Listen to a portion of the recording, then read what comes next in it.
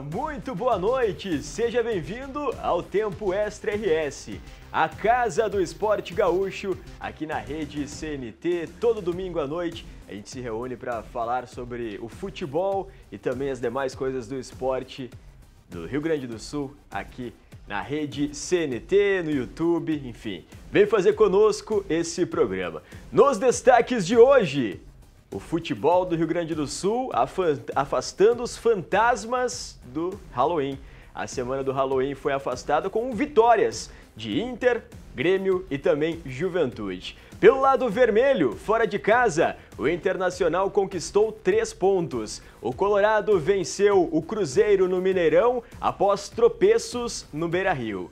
E do lado tricolor, o Grêmio com um pé na Libertadores de 2024. A equipe de Renato Portaluppi venceu o Bahia na Arena e chegou à 4ª partida consecutiva com vitória. A equipe ainda olha para cima e tem confronto direto contra o líder Botafogo. Pela Série B do Brasileirão, o Juventude venceu com gol nos acréscimos, muita emoção, mas o retorno ao G4 da competição. Alviverde tem mais 3 partidas para confirmar o acesso à elite do futebol brasileiro. E ainda os destaques do futsal, empate da CBF no jogo de ida das quartas de final da Liga Nacional e a vitória de virada da Soeva, 5-4, estava perdendo de 4-0. E o basquete do Rio Grande do Sul, com a União Corinthians e com o Caxias do Sul Basquete. Tudo isso e muito mais a partir de agora aqui na Rede CNT, e você é nosso convidado para fazer o programa conosco no YouTube, onde estamos em live, também nas nossas redes sociais, o Instagram, Tempo Extra RS, no Facebook e principalmente no nosso WhatsApp, DDD 54 99926 7700, 54 99926 7700. Uma semana que teve Dia das Bruxas, Halloween, mas com o futebol do Rio Grande do Sul tendo destaque e resultados positivos. Não é, Rafael Bogarten? Boa noite. Boa noite, Bruno Mucchi, Sadi, a todos que nos acompanham. 3 vitórias de gaúchos, na sexta Juventude, no sábado Grêmio, no domingo Internacional. E o Luiz Cláudio surfando em outras ondas hoje, e é tudo com o Bruno Mucchi. Semana de Halloween, o Luiz Cláudio Farias não está, né? Porque ele foi fazer um bico de bruxo, né? Respeito de cada um ficou a interpretação que quiser, né? Sadi, seja bem-vindo mais uma vez, boa noite.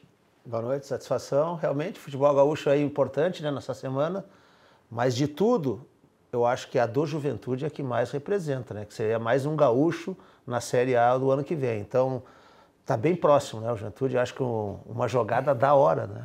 Uma jogada da hora solucionou. Da hora, uma jogada da hora. Da hora, em cima da hora. Em cima da hora que pode... Olha, é um daqueles lances que marcam, né? Depois do acesso. Aquele pênalti foi aqueles 2 pontos que deixou tudo encaminhado. Nós vamos falar disso daqui a pouco. Vamos começar com o Internacional. Torcedor colorado, será que já está tranquilo? Já superou, virou a página depois da eliminação da Libertadores? Seria nesse fim de semana, né? A decisão foi, o Fluminense se sagrou campeão, mas o Internacional agora tem o foco no Campeonato Brasileiro, né? Se distanciar da parte de baixo, chegou a 42 pontos.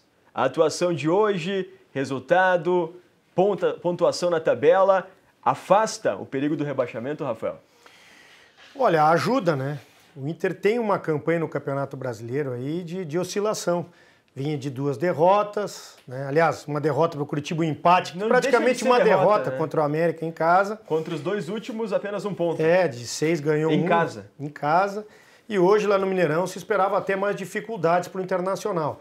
Mas, né, jogou de forma mais reativa, correu poucos riscos, uma forma segura, especialmente defensivamente. Quando chegou lá na frente mostrou efetividade.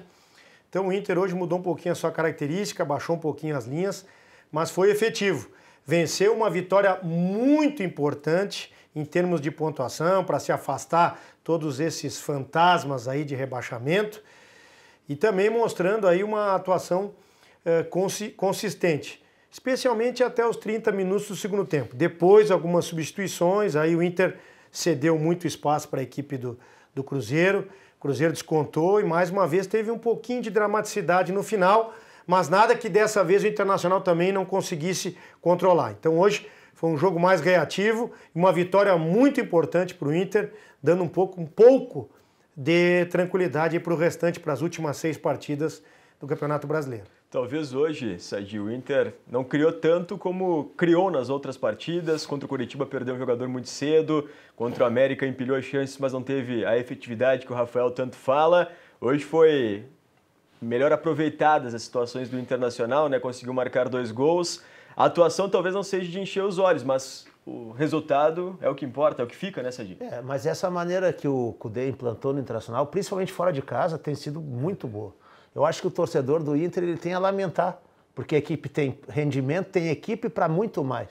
Só que se complicou, era pela Libertadores, a gente, toda vez que eu venho aqui eu acabo falando isso, foi uma pena o Inter não chegar na final, porque ele tinha push para isso, na minha opinião, tinha time para vencer, jogou mais que o Fluminense e aquelas coisas do futebol 10 não deixou escapar. Aí se retomou no Brasileiro e se atrapalhou de novo, então vai acabar ficando numa Sul-Americana, como um prêmio de consolação, porque a equipe, na minha opinião, é de 6 para cima, né? Teria que estar entre os 6 da frente, porque eu acho que o Inter está com o futebol... hoje você vê que é uma vitória assim, que ele praticamente, apesar das bolas na trave, não foi não assim... Foi carregado, né? Foi uma vitória de quem... controle, o visitante, né? Que foi efetivo... Jogou bem, teve bem armado, uma equipe pronta, né? Então, com jogadores ali que aparecem, né? O Meia, muito bom, o Alan Patrick, lá na frente rompe as barreiras, não é um grande jogador, o Valencia, mas ele é um atacante perigoso. O Inter se encaixou. Está com um time bom e uma pena que está com pontuação abaixo do seu potencial, na minha opinião.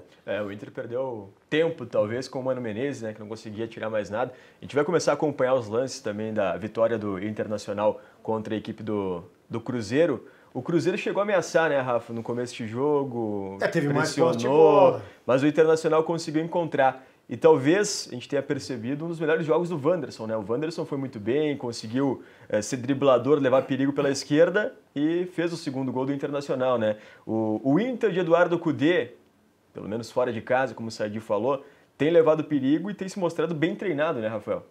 Não, um time que hoje, como eu falei, jogou de forma um pouquinho diferente, mais reativa, e aí as individualidades também apareceram, né? O Wanderson estava até devendo uma atuação boa aí para o torcedor do Inter, nos últimos jogos estava oscilando muito, e hoje ele conseguiu, né, ter a capacidade de finalizar, um melhor acabamento. Ele encontrou o Valencia na área, né? Exatamente, no né? E daí o Valencia tocou pro Bustos, o Bustos acabou rolando para trás e o Maurício fez o gol. Aliás, o Bustos foi, não sei se foi um passe, mas ele escapou um pouquinho a bola do controle, nós vamos ver aí, e aí o gol do Inter. Então, até então, o Cruzeiro tinha mais posse, até teve mais posse ao longo do jogo, mas o Internacional teve, né, bem postado defensivamente, ele não foi amassado, né? O Cruzeiro tinha um pouco mais de finalização, chegava um pouco mais, mas não incomodava tanto, não assustava tanto o Internacional, que tinha um certo controle. E o Inter conseguia também através do contra-ataque, aí o Valencia chutando, né? O Inter também chegou no gol do Cruzeiro. Claro que o Cruzeiro, no início da partida, especialmente, com um ímpeto ofensivo maior, um pouquinho mais de agressividade, conseguiu alguns escanteios. Era uma pressão que era controlada para o Internacional. E aí o Wanderson achou, aí ó, o Bustos deu um toque para trás, né? E o Maurício, mais uma vez, com presença de ar, né? O Maurício tem feito gols, né? Tem feito gols importantes para o Internacional, não comemorou em respeito ao clube que o formou, que foi o Cruzeiro. Lei do ex, né? Isso aí passando pelo Alan Patrick, né? E aí o Valencia, hein, Sadi? Isso aí essa, por exemplo, uma jogada que é característica do Internacional. Alan Patrick conduzindo a bola, o Valencia sai no espaço, o Alan Patrick tem o tempo certo da bola, né? Coloca já em posição de gatilho pra... E aí, como é que é? O Valencia chuta com potência, quando acerta. Ele tem... Até faz o gol, né? Ele chuta forte, mas precisa ser um pouquinho mais assertivo nas finalizações. Ele não é tão preciso como o Soares, digamos assim, mas ele é um jogador que tem um poder de decisão. Ele cria muitas opções, né? Muitas possibilidades ao ataque do Internacional. Fisicamente, ele... Aí o rapaz foi cruzar, certamente, né? Lá no segundo pau, a bola passou e deu na trave, assustou, mas... Pra mim, ele foi meter essa bola no segundo pau, Sadinho. Não sei se ele foi bater no gol. Não, pra mim é cruzamento na área. Cruzamento. Aquele cruzamento no primeiro pau, que ela pega um pouco de força. E vai no segundo pau e acertou a trave, né? Então aí, no segundo tempo, o Inter resolveu o jogo logo, né? É que o Inter fez gols em momentos importantes, né? Esse segundo gol no início da segunda etapa, daquele banho de água fria na equipe da casa, né? Porque o Cruzeiro voltou com volume, estava no mesmo estilo do primeiro tempo, só que a jogada do gol ali... O desarme do Johnny, né? Ele seguiu no lance, poderia ter caído, e aí o mérito pro Wanderson também, né? Conduziu e chute cruzado. Essa bola é difícil pro goleiro. Não nasceu ainda para pegar. Essa aí é muito difícil, né? Um cruzado, rasteiro na bochecha da rede. Então o Inter aí, para mim, houve realmente a penalidade. Aí, acho que o mercado deixou a perna, teve o contato. Se precipitando um pouco, né? Nesse lance. E bateu bem. O jogador do Cruzeiro, né? Um erro de passe, não lembro quem deu um erro de passe. Foi o Bustos. O jogador do Cruzeiro, uma avançada muito boa, né? Esse menino. E aí foi um pênalti que reclamou, não houve, né? O Luciano Castelli tropeçou nos pés do Vitão. Agora, só uma observação em relação ao Inter, como eu falei antes, até os 30 minutos, não tinha essa pressão toda do Cruzeiro. E depois das substituições, essa é uma questão que o Cudê tem que rever para a sua permanência aí, para ter um pouco mais de tranquilidade, um pouco mais de acertos na sua permanência para o ano que vem. A leitura de jogo na escalação inicial e principalmente a leitura de jogo no momento das substituições.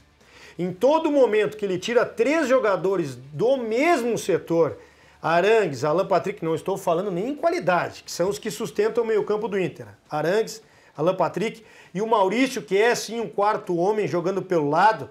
Quando está sem a bola, ele fecha o lado. Do outro lado, o Wanderson. Mas com a bola, ele flutua por dentro. Ele ajuda o Alan Patrick. De corredor pro Bustos. Exatamente. Então, ele é um jogador de meio. O Cudê com o Fluminense lá no Maracanã fez isso. Contra o Vasco, no São Januário, fez isso. E o Inter sofre muito. Hoje, o Inter jogou dos 30 minutos em diante, só com bola longa. Todo o time atrás, da linha intermediária para trás, defendendo. Tava 2-0, acabou 2-1 e o Cruzeiro dando uma pressionadinha. Então essas questões ele pode rever. 3 jogadores de um setor só numa mesma substituição complica, o Inter não consegue sustentar. Já mostrou contra o Fluminense, contra o Vasco, foi um pandemônio para segurar o resultado. Hoje segurou, mas né, porque o Cruzeiro não conseguiu... Aquela bola na trave depois do 2-1 também. Também, se acontece, né? Seria mais cairia em cima das suas movimentações. Foi uma cobrança de falta, né, no travessão. Do Marlon. E depois aquela última, depois do 2-1, ainda que ele cruza, que ele chuta e ela vai... E ela passa, exato. Ela bate, né, no travessão, quase que poderia... Então, depois contra o treinador, né, que faz um trabalho bom. Então essa leitura no momento das substituições, ele pode corrigir, uma leitura de jogo. 3 homens numa substituição só, tu descaracteriza muito o setor. Ele tá naquela nossa época antiga, quando o cara dizia, bota aí, falta 3 minutos pra ganhar o bicho. Mas só que agora assim, tem 8 de desconto. 8 de acréscimo. Então, quando os últimos 2 se transformam em 10, né? Claro. Aí desmonta muito a equipe. E o Inter acaba chama sofrendo muito adversário. Um pouquinho. E o Inter tem muita dificuldade nessa principalmente no banco de reservas. A qualidade, quando o Inter precisa mexer, tem uma queda brusca. A gente está na dúvida. Então, mais um motivo de fazer uma releitura. Ou é pela qualidade de quem entra, que eu não gosto de falar muito isso, ou é porque sai todos ao mesmo tempo do mesmo setor. Pode então ser. Cai muito aquele... Por exemplo, o Arangues tem reserva, que é o Bruno Henrique. Isso, não, o Bruno Henrique não é mau jogador. Não. Entendeu? O Pedro Henrique entra bem e tal, mas às vezes movimentando numa hora de pressão em sequência, 3 ou 4 na mesma hora, às vezes parece que puxa um pouco o adversário para cima. E sem falar que ele puxou taticamente. Ele tirou o Maurício e botou o Igor Gomes. Adiantou o Bustos, mas botou mais um defensor. E o Bustos não é o Maurício pela direita. Ele é um segundo lateral, na segunda linha. Então fica mais defensivo, sim. Johnny, Bruno Henrique e Rômulo, né, por dentro. Pois é, são 3 volantes. E o Inter fica nessa de ser mais reativo, mas toma uma certa pressãozinha desnecessária. O Cudê ele tem mais acertos, eu acredito, do que erros no Internacional, e eu venho falando isso aqui já há algum tempo. A permanência dele para o ano que vem é muito mais naquela minha questão, uma questão característica de conceito de futebol, sabe? Que eu entendo que a continuidade, o tempo para trabalhar, o Cudê participando da confecção de um elenco novo para o Internacional, tendo uma pré-temporada de 25 a 30 dias, eu acredito que ele consegue tirar mais desse grupo, já tem uma espinha dorsal. Ele conseguiu corrigir, mas ele precisa corrigir essa situação de leitura de jogo, porque pode complicar, né? Porque em pouco tempo, né, Sadi, o time do Mano Menezes, ele brigava pela parte de baixo e não dava indicativo nenhum de que o Inter podia mais. também chegaram mais peças, né? E isso colaborou com o estilo de jogo do Eduardo Cudê também. A equipe incorporou com o Rocher, Arangues, a Era Valência, eu acho que isso aí incorporou o Internacional, né? Mas a verdade é que o Cudê montou uma maneira de jogar, até que a gente questiona, recuando mais o Wanderson, e botando o Patrick mais para frente, junto com o centroavante, um meia mais avançado, mas a gente reconhecer que funciona esse mecanismo de jogo. O Inter está firme. Os melhores jogos do ano do Internacional, que não foram muitos, mas foram pela iniciativa do Cudê também, que é mais vibrante, é mais enérgico, mais sanguíneo na beira do campo. O Inter tem uma atitude de imposição maior, principalmente bem jogando... competitivo. Exatamente, principalmente jogando no Beira-Rio. Então isso é um ponto positivo. Mas eu repito, a leitura de jogo, de momento de substituição e de descaracterizar alguns setores, tirando muitos jogadores ao mesmo tempo, isso depõe contra. Pra gente fechar de Internacional, Rafael, tu que foste lateral, o Dalbert começou um pouco inseguro a partida, né? Mas depois ele conseguiu firmar o cavalo, né? Não apareceu tanto na frente, mas pelo menos segurou a posição, né? Fechou o lado. O Sadik foi goleiro, vendo lá de trás, muitas vezes o goleiro tem uma visão bem privilegiada de ver. Se jogam próximos ao Dalbert também, não deixando ele tão exposto, ele corresponde até na marcação. Ele tem algumas limitações, às vezes umas precipitações de falta, cara de costa, toda hora muito faltoso, mas talvez ele esteja se readaptando ao futebol brasileiro, né? Hoje ele fez uma atuação razoável aí, acredito que defensivamente bem, nessa de o goleirão lá que está lá atrás vê. Não, acho que é importante ser para o treinador. Claro que você vê o treinamento, né? Mas o jogador pode sentir de entrar num momento da competição, uma cobrança muito forte, e aí o treinador dá mais uma oportunidade ou duas para dar confiança para o atleta, agora começa a render um pouco mais, né? Porque começou a ter mais oportunidades. Às vezes você começa muito mal, como foi o caso dele, e aí tu não consegue, se não tiver outras oportunidades, não vai se recuperar, né? Então, jogando, a gente pode ver que é um jogador que também pode ajudar o Internacional. Falaste sobre o goleiro, me lembrei do Rocher, 3 bolas na trave, né? Tem a sorte também, né? Os bons também têm sorte, né, Sadi? É verdade. Inclusive, eu tive uma passagem muito boa, porque sempre rezavam lá no Criciúma, rezavam muito lá. Tinha uma rezadeira lá, que ela lá me benzia toda hora, sabe? Aí depois eu tomei 3 frangos, a rezadeira não apareceu mais. Aí os frangos eram o meu, e quando dava na trave, era da rezadeira. Eu digo, daqui não te quero mais, minha filha. Quando eu vi ela, eu digo, não, pode sair, não te quero mais. Ela me corneteava. Quando eu falhava, a falha era minha. Quando eu defendia, eu dava na trave, eu dizia, eu que rezo. Aí não dá, né? Mas hoje a rezadeira do Rocher tava firme, o escapulário dele tá inteirinho. Ele tava guardado no cantinho lá. Não, mas é aquela história da sorte, acompanha os bons, né? Quanto mais eu treino, mais sorte eu tenho, verdade, né? Dizia o Tiger Woods. Nem sei se é dele essa frase, mas se computa ele, né? Mas a bola deu na trave 3 vezes e não entrou, né? Se tá num outro momento, que era o caso do Keller, dá na trave, dá num passarinho, dá nas costas do zagueiro e entra. Mas pode ver, o Keller tava naquela fase. Se ele comprasse um circo, o anão crescia. Então é complicado, né?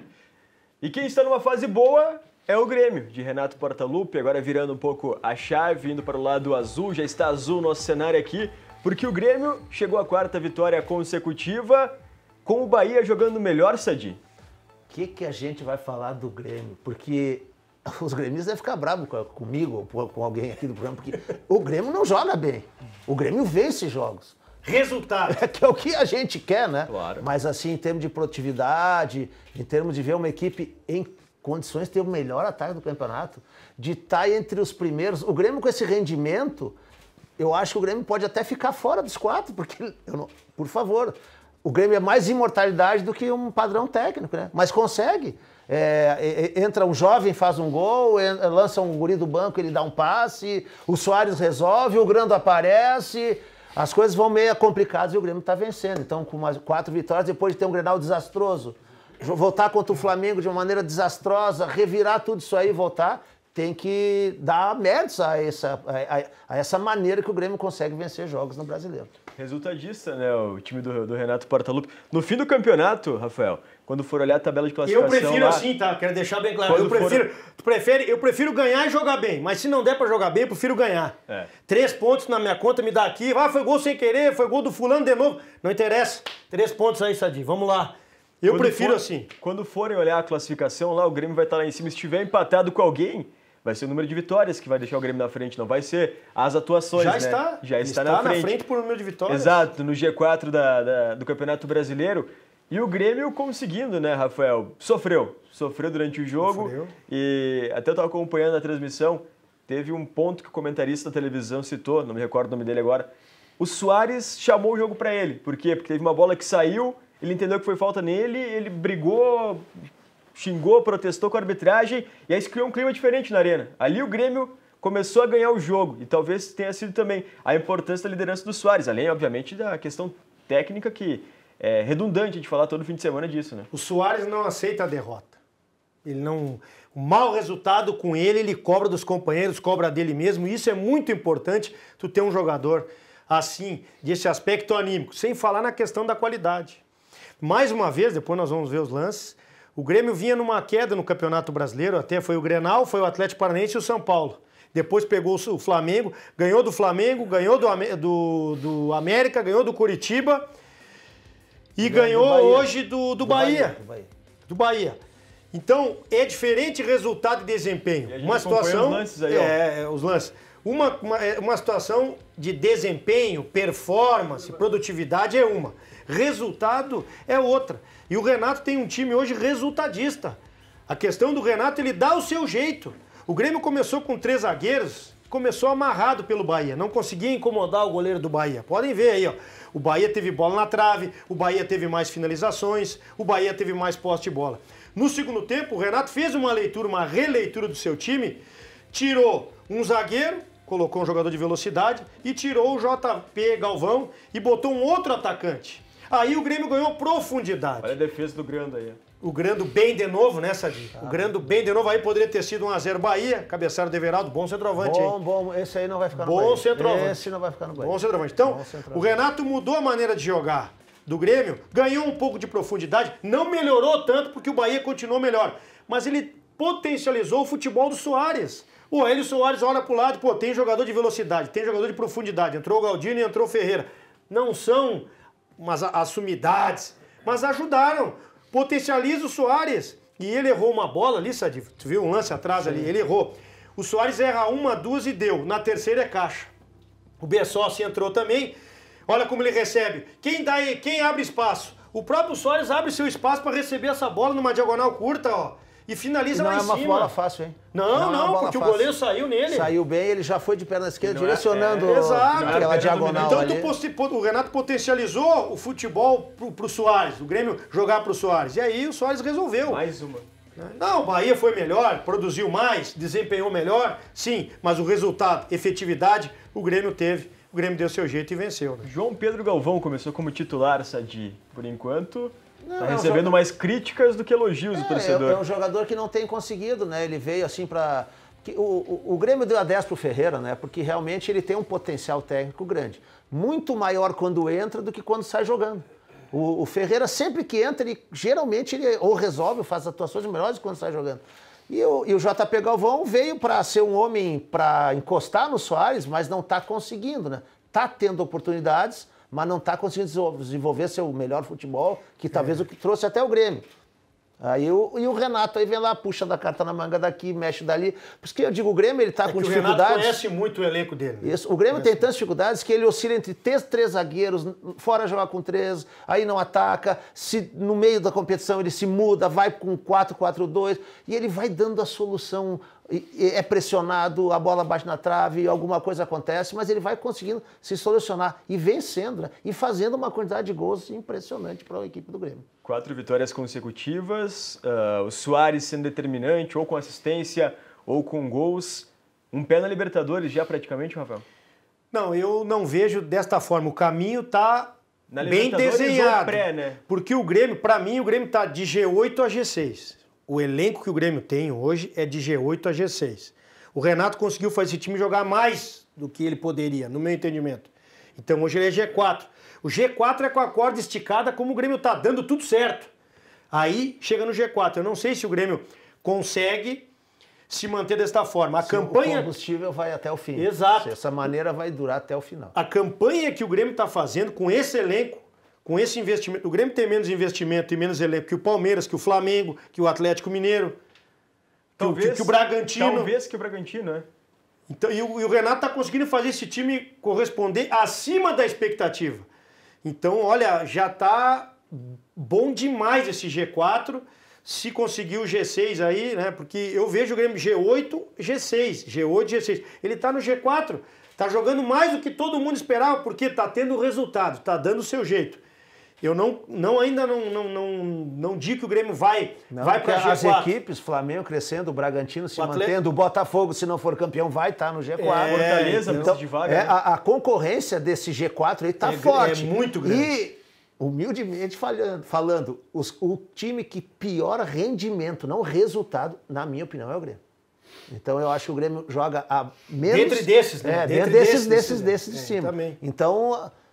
tem que jogar mais para conseguir chegar no nível desses grandes aí que estão muito fortes. A torcida ela tá indo para a arena prestigiar e também acompanhar essa reta final do Soares, né? Tá com o pé já no Inter Miami, ano que vem deve defender as cores da equipe americana.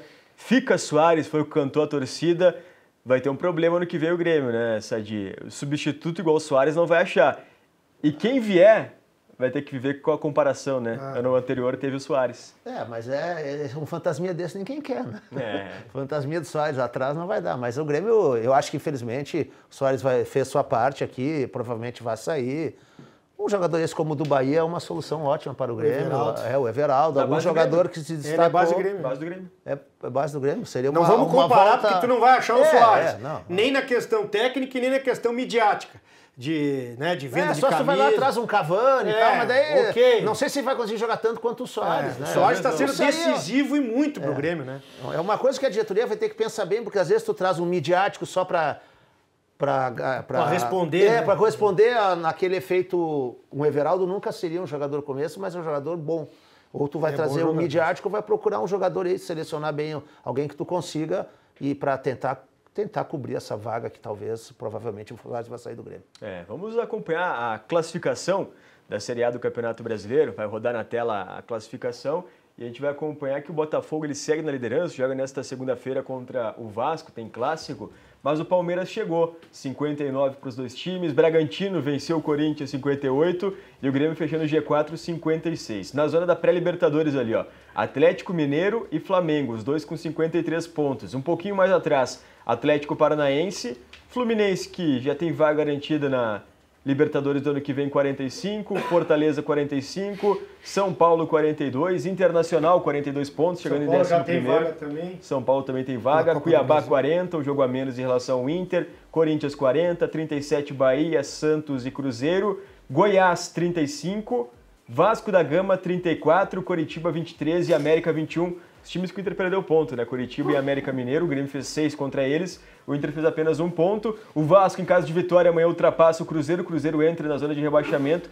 Candidato, Cruzeiro à queda, né? Cruzeiro pelo rendimento, pelo elenco. O Cruzeiro, a parte psicológica, né? Pesando pro Cruzeiro e pesando o Botafogo. A gente olha a tabela, até se assusta. Sempre viu o Botafogo lá 3, 6, 9, 12. Chegou a estar 15, 14. Chegou a estar 14 pontos na frente. Pra mim, que eu tenho... Acho que todo trabalho bem gerido, ele merece ser campeão como é o do Palmeiras. Mas a gente que queria uma mudança para não ser sempre os mesmos, entendeu? Tinha uma certa boa vontade com o Botafogo. Botafogo querido, organizado. Vai entregar a paçoca, será? Vamos ver se ganha amanhã, já dá aquela distancinha na tabela. E veja bem, como nós falávamos do Grêmio, o Grêmio já tem 2 vitórias a mais que o Atlético Mineiro. Mesmo o Atlético vencendo e o Grêmio perdendo, fica na frente. Até o próprio Atlético Paranaense. Olha lá. Atlético Paranaense que... Mas aí o Grêmio tem 4 pontos. Não, mas 5 pontos. É o primeiro time fora do G6. Do G6. Então, o Grêmio tem 5 pontos de vantagem. Né? Então é importante essa pontuação que o Grêmio está fazendo também. Dá para sonhar com o título, Rafael? O Grêmio? Não, já falei isso aqui, se o Botafogo não for, é o Palmeiras, na minha concepção. O Grêmio tem chance, claro, matematicamente tem chance. Agora tem que ver pelo desempenho, mesma situação, só que o Bragantino está jogando mais que o Grêmio. Mas para mim, se não for o Botafogo, é o Palmeiras. Os outros têm chance matemáticas, mas quem está produzindo e quem tem sangue no olho para buscar realmente, eu acredito que além de sangue no olho, que tem potencial técnico, o Palmeiras, e tem um treinador muito competitivo, né? Aliás, esse jogo aí que passou agora dessa semana foi sensacional, né? Foi. O jogaço. 3-0 no primeiro tempo e 4-0 no segundo. A bola do campeonato, a defesa do Everton, se for campeão. Como eu digo, esse pênalti de Juventude é um daqueles lances que a gente vai lembrar. E o Hendrick? O Endrick tá com personalidade, né? Viu o gol que ele fez? Também ele fez o gol ontem. Isso. Na saída do Bento, deu uma cavadinha, tipo, tranquilo, não tô nervoso. 16 anos. 17. Eu confesso que parecia... Não muda muito. Eu não me lembrava muito, mas achei que já era pelo menos uns 21. Olhando jogar assim, eu pensei pelo menos 21 já tem. Mas... Não, 17. Gosta de jogo grande o Endrick. Vamos com os primeiros recados aqui. Boa noite, senhores. O recado do Feijão aqui, ó, sempre conosco. Ganhamos do Cruzeiro hoje, apesar do treinadorzinho tentar entregar a rapadura de novo. O Luiz pegou a vassoura e vazou, foi o que disse o Feijão aqui conosco. Mas... a vassoura, inclusive. Tá. Mais recados aqui. Fernando Soriano nos acompanhando, um grande abraço, elogiando o programa. Um abraço também para Dona Joyce Balgarten, ó, nos acompanhando aqui. Depois a gente traz mais recados, porque agora é pause aqui, mas a gente já volta para falar mais de futebol gaúcho, tem o Juventude, tem Libertadores também. A gente já volta com mais tempo extra aqui na Rede CNT.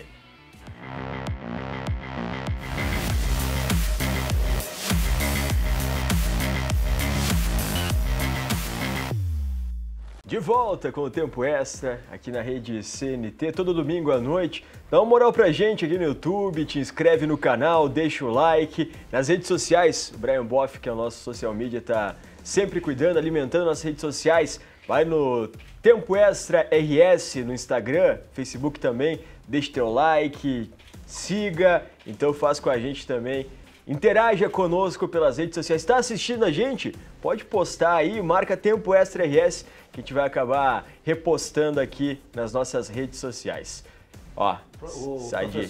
Não, sobre o Endrick, já que nós vemos essa palhinha, sobre o gancho, Sim. Tomara que efetive, né? Porque nós estamos, não desacreditei do Neymar, mas tá na hora, né? De aparecer né? outro, carente, né? Porque estamos carentes, né? Pô, Neymar Endrick, ainda, Vini quem Júnior, sabe ainda tem mais a Copa aí, vai ser... Mas... Endrick, Vini Júnior, o Roque.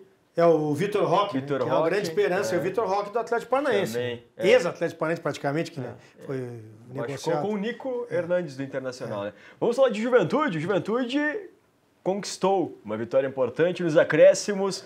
Emoção, o Juventude saiu na frente, tem um jogador a mais a partir dos 40 minutos do primeiro tempo, sofreu um empate e marcou os 55 com o Gabriel Talhari. A gente já vai rodar também os lances enquanto o Rafael fala. Precisava de tanta emoção, Rafael? Tons de dramaticidade, né? Um jogo que o Juventude começa melhor. No contexto, o Juventude jogou melhor que o Ituano, mas não foi uma grande atuação do Juventude. De novo, naquela questão da efetividade. Jogou com um jogador a mais praticamente depois da metade do primeiro tempo. Em diante. O finalzinho do primeiro tempo em diante, aí quase todo o segundo tempo. Quase não todo o segundo tempo e o finalzinho do primeiro com um jogador a mais. Vencia por 1-0. E aí, nos caprichos da bola, né, Sadi? Olha esse chute do Gabriel Talhari. Foi o gol do Juventude lá do meio da rua. O Gabriel Talhari chutou, a bola desviou no defensor do Ituano e encobriu o goleiro. Um chutaço, né?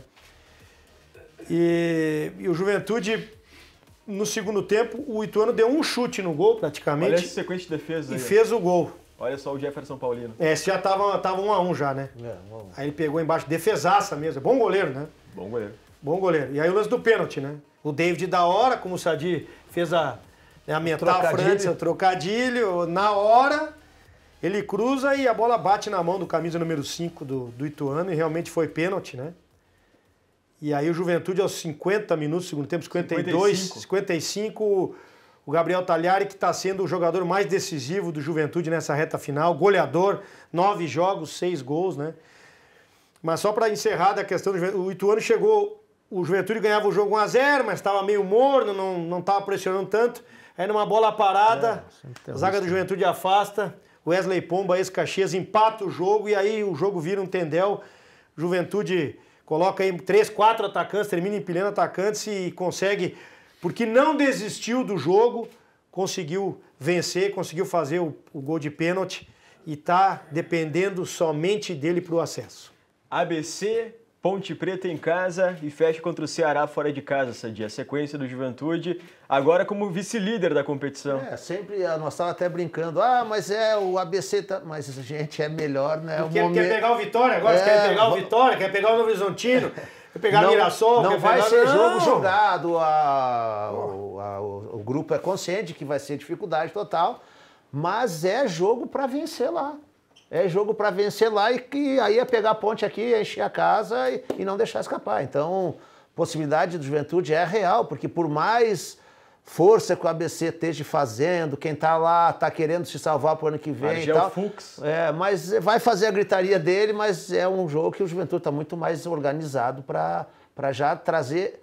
Empate é bom, mas é hora de vencer fora. O Juventude não teve o Nenê, né? Na semana passada contra o Vitória, o Nenê acabou machucando o 5º metatarso do pé direito, ele está fora da temporada, não joga mais. Não tem o Reginaldo, lateral direito, que é um dos titulares da equipe, com uma lesão muscular. Jogou improvisado o Vini Paulista, ex-Grêmio, que vinha sendo volante, é ex-atacante também, na lateral direita. Tu que foi lateral direito, Rafael, gostou?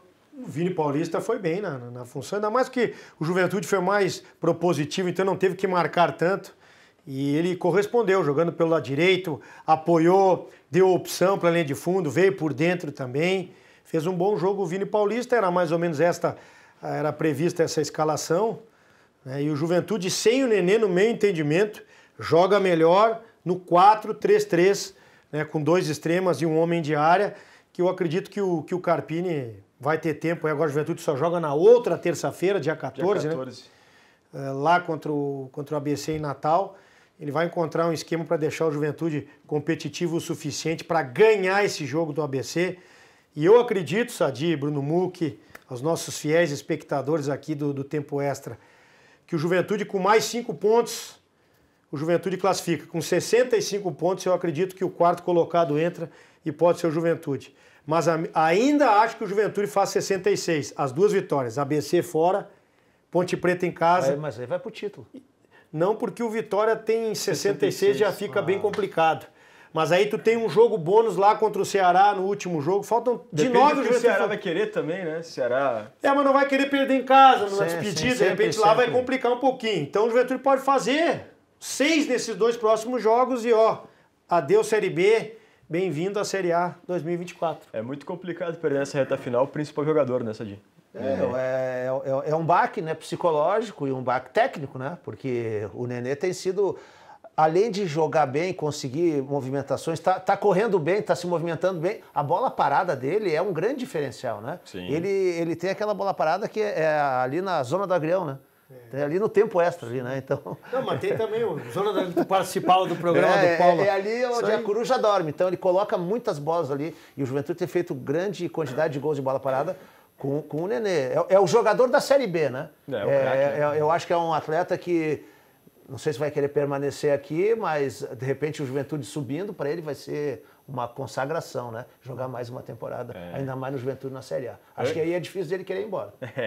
Antes de a gente saber mais da Série B, da classificação, o Luiz Cunha, o Canoas aqui, avise o Luiz para ele não faltar ao serviço. Vai que o pessoal se dá conta que ele não faz falta. Parabéns, pessoal. Programa sempre ótimo. Um abraço para o Luiz aqui na corneta. O Regis Daneluz, um abraço para o Regis, sempre na audiência conosco aqui.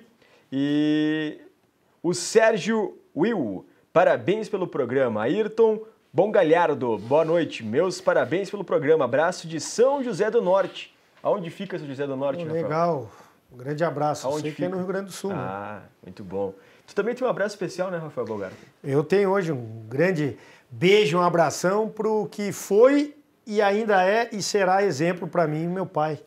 Pedro Ernesto Baumgart está de aniversário no dia 6. Então hoje, que horas são agora, Misa? 11h25.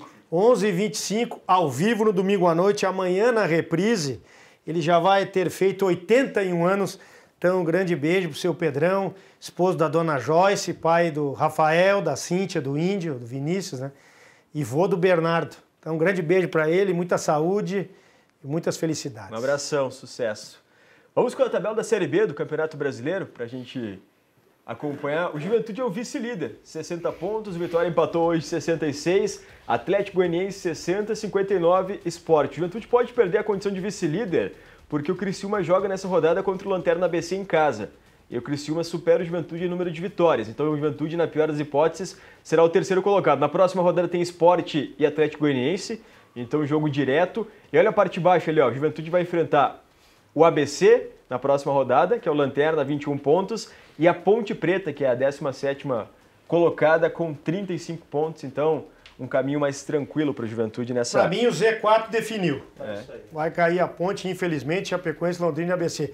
E lá em cima, nas minhas projeções, foi Vitória, Criciúma, Juventude e Atlético Goianiense. Juventude em terceiro.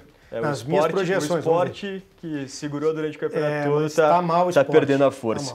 Vamos falar sobre futsal aqui do Rio Grande do Sul. Neste domingo teve um empate entre a CBF 2 e o Joinville também 2. Então tudo aberto para o jogo que acontece no próximo domingo, 1h15 da tarde, em Joinville, na cidade catarinense. Novo empate leva a decisão para a prorrogação. E aí na prorrogação a CBF precisa vencer. Um empate na prorrogação dá a vantagem à equipe do Joinville. E a Soeva, em Venâncio Aires, estava perdendo de 4-0 no primeiro tempo, virou para 5-4 no segundo tempo. Então, pela Liga Nacional de Futsal, vantagem da Soeva, que joga pelo empate no tempo regulamentar. Lá, se perder, né, vai para a prorrogação, e aí um empate na prorrogação favorece a equipe do Cascavel.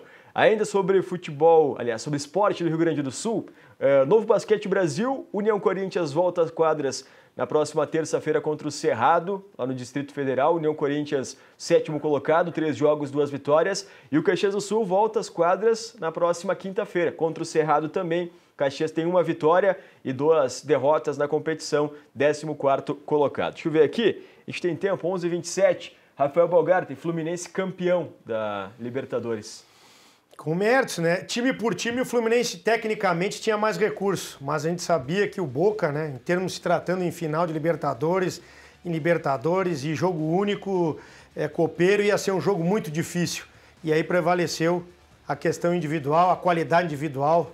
O John Kennedy vivendo uma grande fase, né?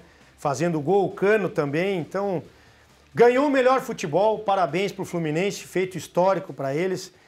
Time do meu amigo Washington Stecanella e também do Kiko Caberlon, que torceu do Caxias, mas gosta muito do Fluminense também. Grenás, né? O Caxias subiu e o Fluminense foi campeão da Copa Libertadores, né? Eu acho importante isso até para o Brasil, em termos de Brasil, uma equipe campeã, e principalmente para o Diniz, né? Para encorpar um pouco, se for realmente treinador da seleção brasileira. Eu sou meio dinizista, assim, porque eu acho que faz um trabalho, é um jovem promissor. Não sei se vai continuar na seleção brasileira, se a seleção vai pegar um treinador de fora, mas aí já encorpa um título importante, eu acho que é bom para a sustentação pra carreira dele no né? seu cargo também, um cargo tão importante como é de ser o treinador da seleção brasileira. Inclusive, rapidinho, o primeiro gol saiu daquela questão que ele dobra para ter superioridade numérica, os dois extremos do mesmo lado. O Arias tocou para o Cano rolou e o Cano acabou fazendo o gol. Diogo Barbosa, no último lance da partida. Ali é peito de pé, nessa de peito de pé, ali ele bateu de chapa, não bateu nem cruzou, ali é peito de pé cruzado. Daqui eu não erro, né? Daqui, sentadinho, bonitinho, né? Comentando na final da televisão. Mas é uma bola que tu pode ajeitar e bater de peito de pé cruzado. Como aí, ó, peito de pé é uma tocha. Mas aí ele encontrou o Keno, né? Ele fez um bom passe pro Keno, aí o Keno ajeitou de cabeça pro foi o passe do Diogo Barbosa, né? Pro Keno ajeitar. Ó, o Guga. E o Guga ali ia se consagrando também, a bola bateu na trave quase. Né? Tem muitas armas o Fluminense, né? Não, por isso o recurso técnico do Fluminense era maior que o do Boca. O Boca é copeiro, guerreiro,